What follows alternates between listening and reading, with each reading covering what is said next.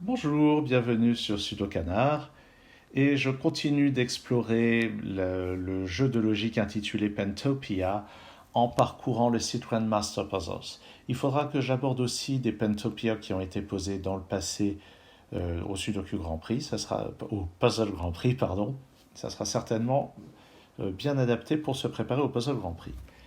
Et j'ai pris un problème qui est en fait le dernier en date à avoir été publié sur Grandmaster Puzzles. Il a été créé par Bryce Hurt et il est sous-titré Tilt, T-Y-L-T, je ne sais pas exactement comment il faut le dire. Je vais rappeler en vitesse la règle de Pentopia. Il s'agit de placer dans la grille des pentomino, donc ça c'est la grille donnée au départ. On doit placer des pentomino. La règle c'est que les pentomino doivent tous être différents. Il ne peut pas y avoir deux copies du même pentomino, même en ayant tourné ou renversé ou quoi que ce soit. Et ils ne doivent pas se toucher, même pas par un coin. Et puis, on a les flèches qui pointent vers la direction où se trouvent là où les cases de pentomino les plus proches de la flèche. Par exemple, c'est pour celle-ci, dans cette direction, on en a à distance 3, et ici, on n'en a pas, ici, on n'en a pas. Ici, dans cette direction, on en a à distance 2, et par là, à distance 4, ce qui est plus grand. Donc, ce n'est pas le pentomino le plus proche, c'est ces deux-là. Donc, c'est dans ces directions qu'il y a les flèches. Et ici, il y a les flèches dans ces trois directions, puisque ces trois-là sont à distance 1. Donc, c'est ma troisième vidéo sur le sujet, c'est la quatrième grille que je vais aborder, et a priori elle est plus facile que les précédentes, j'ai reproduit les temps de référence, et je vais essayer de me rapprocher du temps expert, puisque bon, les autres temps sont complètement hors de ma portée à ce stade. On va voir ce que ça donne. Alors pour commencer, je vais commencer par barrer les cases qui ne sont pas dans la direction des flèches, qui sont dans les directions délaissées par les flèches, puisqu'on est sûr qu'il ne peut pas y avoir une pièce de pentomino à distance 1 dans ces directions-là. Donc, en voici encore deux. Ici, oups, qu'est-ce que j'ai fait? Ici, ici, ici, ici, ici, ici, là, oups, ah si, non, là aussi, là, là et là. Ensuite, on voit que dans ce sens-là, ça ne sera pas à distance 1, donc dans ce sens-là non plus. Dans ce sens-là, dans cette direction, ça ne sera pas à distance 2 ni 3. Ça ne sera pas à distance 1, ni 2, ni 3. Donc ici non plus. Et puisque c'est à distance au moins 4, ça ne peut pas être dans cette direction, ni dans celle-là. Donc j'entends par là qu'il ne peut pas y avoir du tout de pièces de pentomino dans ces directions. Bon, on va dire la déduction la plus rapide à faire, c'est celle-là quand même. Il y a forcément une pièce de pentomino ici. Et cet indice est complètement utilisé. Ce qu'on peut remarquer maintenant, c'est que ces deux-là se touchent par le coin, donc ils sont dans le même pentomino, donc il faut les relier. Alors, j'avais fait plein de choses au début, il faut voir maintenant ce que je peux en déduire. Donc, oui, ici, distance au moins 3. Ici, ça pourrait être à distance 1. Ici, c'est à distance au moins 2. Donc, dans les directions où ça ne se produit pas, c'est... Qu'est-ce que je raconte? Oui, je peux en barrer 2. Ici, j'en ai barré une. Et puis, dans cette direction, il doit y avoir une pièce de pentomino, donc elle est forcément là. Et cet indice est pleinement utilisé.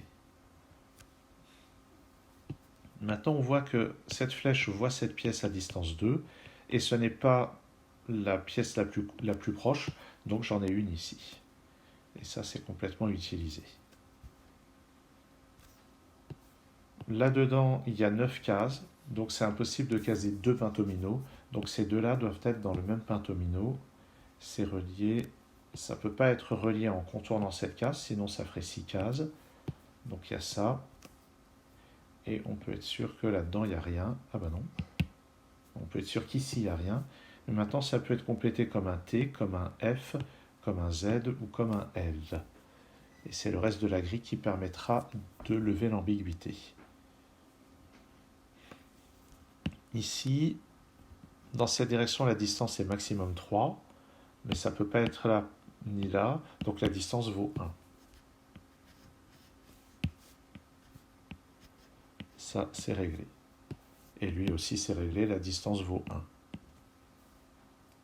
Je commence même à me demander si on avait vraiment besoin de cet indice. Bon, peut-être. Pas fait attention. Ah ben lui aussi, c'est à distance 1. Je n'ai pas fait attention à ça. Donc cet indice est pleinement utilisé. Et quand on a ceci, ben ces deux-là sont dans le même pentomino, ces deux-là aussi. Donc on doit les relier. Et voilà le premier pentomino qui est terminé. Je barre tout ce qu'il y a autour, comme dans un jeu de bataille navale. Et voilà le U. Donc on est sûr qu'il n'y aura pas d'autres U. Et puisqu'il n'y a pas d'autres U, ici, ils ne peuvent pas être à distance 1. Parce que s'ils étaient à distance 1, on aurait exactement le même raisonnement. Donc maintenant, dans cette direction, ça sera à distance 2 ou 3, le plus proche. Mais on voit qu'ici, la case à distance 3 est barrée, donc la distance la plus proche, c'est 2. Cet indice est pleinement utilisé.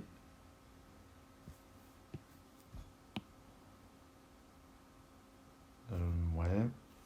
Ah bah oui, cette flèche, ou plutôt cette case, voit ceci à distance 2, mais ce n'est pas le plus proche. Donc on les a à distance 1, cet indice est utilisé.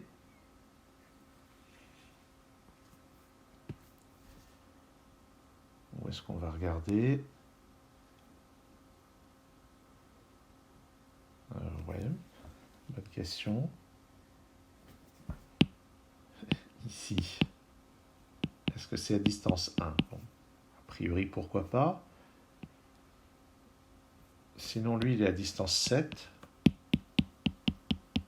Bon, oui, ici, c'est plausible. Lui, il est à distance 10. Ouais, mais non. À distance 10, on sort de la grille. Donc, est-ce que le plus proche, c'est là ou là? Ben,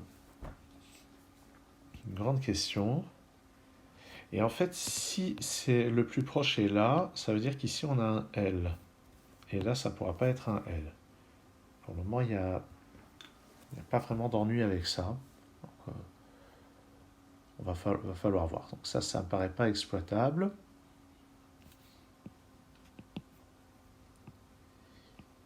Ici, lui, il va forcément déborder là-dessus, oui. Puisque sinon, il n'y aurait que 3 cases pour faire un pentomino, ça ne suffirait évidemment pas. Donc il est obligé de passer par là, donc on va avoir au moins un pentomino par ici, un par là.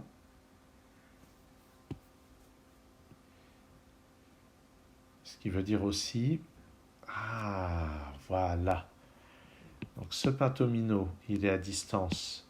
S'il est ici, c'est à distance 4. S'il est ici, c'est à distance 5 de cette flèche. Donc on en a un ici ou là. Mais ici, c'est impossible. Si je mets une pièce de pentomino ici, ça doit être le même pentomino que ça, et ça va faire 6 cases. Donc c'est impossible d'en avoir un là, en réalité. Donc le plus proche est ici, c'est-à-dire là, et pour cet indice, c'est la distance 1, et tout ceci est pleinement exploité. Maintenant, ce pentomino ici ne doit pas toucher celui-ci, donc il n'y a forcément rien ici, sinon ça se toucherait par le coin.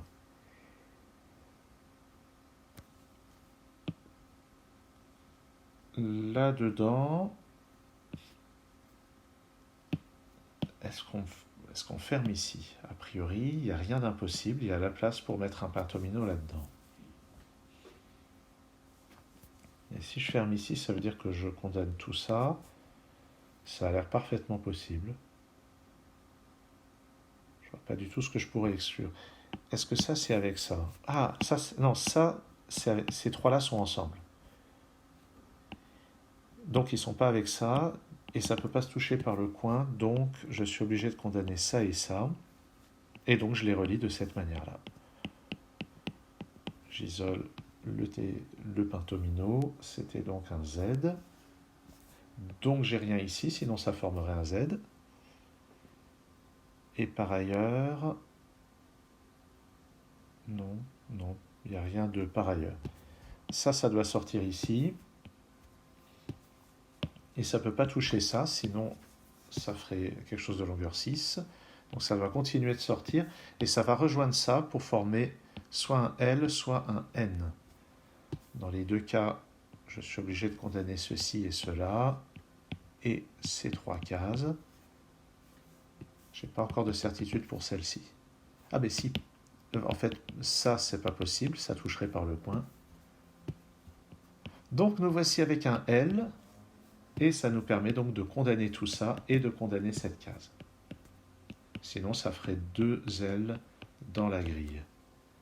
Donc le L, je l'entoure. Et nous avons un I ici.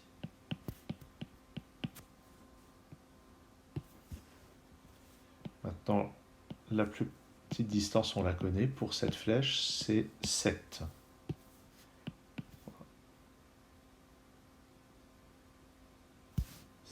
Ici, ce qui forme donc un F. Eh bien, cette case est isolée, je la barre. Ici, alors est-ce que le plus proche va être là? On avait dit non à distance 10, c'était pas possible. 1, 2, 3, 4, 5, 6, 7, 8, 9, 10. Ça ferait sortir, donc c'est à distance 1. On les relie, ça c'est utilisé. Donc là maintenant, tous les indices de départ sont utilisés. Maintenant, j'allais dire c'est du sudoku, mais non, c'est pas du sudoku. Ça ne peut pas descendre ici parce que ça formerait un L. Donc ça, c'est pas possible. Ça peut pas être ça et ça formerait un... Ah ben non, on l'a pas encore le T.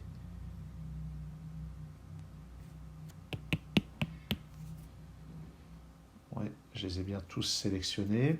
Alors qu'est-ce que ça peut être ici? Ça peut être un P, comme ça. Ça peut être un Y comme ça. Et je crois que c'est tout ce que ça peut être. Ouais. Ici, ça pourrait être un T.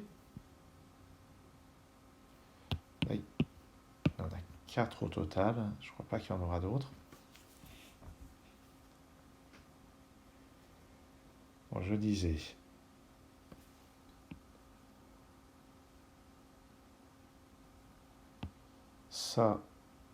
Ça pourrait encore être un W, ça pourrait encore être un P, et c'est tout. Dans les deux cas, j'ai cette case. Donc soit c'est un P, soit c'est un T. En tout cas, je n'ai pas cette case-là.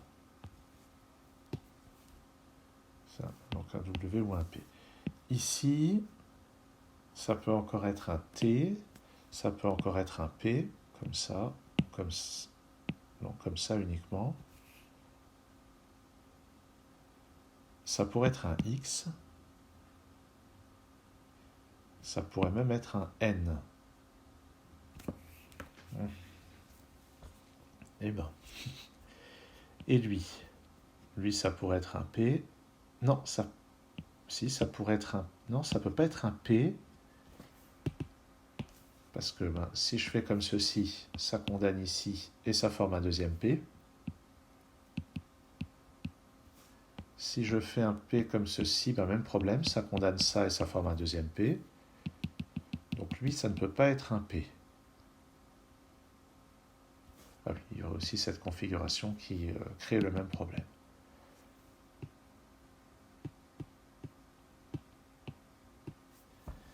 Donc, puisqu'il ne peut pas être un P, forcément, il ne va pas rester complètement là-dedans. Parce que s'il reste là-dedans, la seule forme disponible, c'est un P. Donc il va forcément déborder ici. Ce qui veut dire que lui, il ne peut pas aller jusque-là. Par contre, ça peut toujours être un N comme ça. Lui, ça pourrait être un T avec ici un P. Mais il faut penser à celui-ci. Parce que celui-ci, je rappelle que c'est N ou P. Donc si j'ai une des deux formes parmi N et P, eh bien j'ai pas l'autre. Et si je décide de faire N comme ceci, Donc là-haut, ça ne peut pas être un. Donc ça veut dire que j'aurai un P ici et j'aurai deux solutions. Donc autant dire que ça ne va pas être possible. Et là, donc j'ai forcément le W. Et ça me force ceci à être un Z qui est déjà présent dans la grille. Donc c'est sûr que en bas, ça ne peut pas être un N. Donc aucun des trois ne peut être un N. Je barre le N. Si je fais un Y ici, en fait j'ai l'impression que le simple fait de supposer que je fais un W ici va poser problème. Parce que si je fais ça, comme je ne peux pas faire un Z ici, je suis obligé de condamner ici, de faire ça, ça, ce qui condamne tout ça, et fait un T, non, un T ici, et j'ai deux solutions pour faire un P. Qu'est-ce que j'ai raté? Flûte, ça marche pas. J'ai raté quelque chose. Enfin, c'est pas que ça marche pas, c'est que justement ça marche, mais j'ai pas unicité. Et jamais sur Grandmaster Puzzles, il y aurait un problème dans lequel il n'y a pas unicité, c'est pas possible. Qu'est-ce que j'ai fait comme erreur? Est-ce que j'ai quelque part des pentomino qui se touchent d'une certaine manière? Ah! Ça y est. J'ai oublié quelque chose. Ça me condamne cette case-là, donc il y a unicité en faisant le P ici. D'accord, donc ça marche. Ok. Donc maintenant, il n'y a plus qu'à montrer que c'est vraiment ça. Et en fait,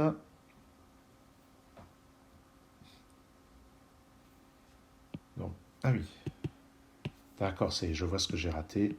En fait, ce que j'ai raté comme logique, c'est que puisque cette case est condamnée, ceci est forcément un P, voilà. Donc ceci est forcément un W. Ça ne peut pas être un Z, donc j'ai ça. Voilà la vraie logique qui était attendue. Et j'ai perdu du temps parce que j'avais raté cette case-là. Et maintenant, ceci, ça ne peut plus être un X ni un Y. C'est forcément un T. Ok, je comprends mieux. J'avais raté cette case et c'est ça qui m'a fait perdre du temps. Bon, 17 minutes à peu près, ou 16, je ne sais pas exactement à quel moment j'ai commencé. Ça reste significativement plus grand que le temps expert. Bah oui, je manque de pratique. Qu'est-ce que vous voulez? Mais bon, ça me plaît toujours autant. C'est vraiment très intéressant comme type de problème. Merci d'avoir suivi cette vidéo et à très bientôt sur Sudo Canard.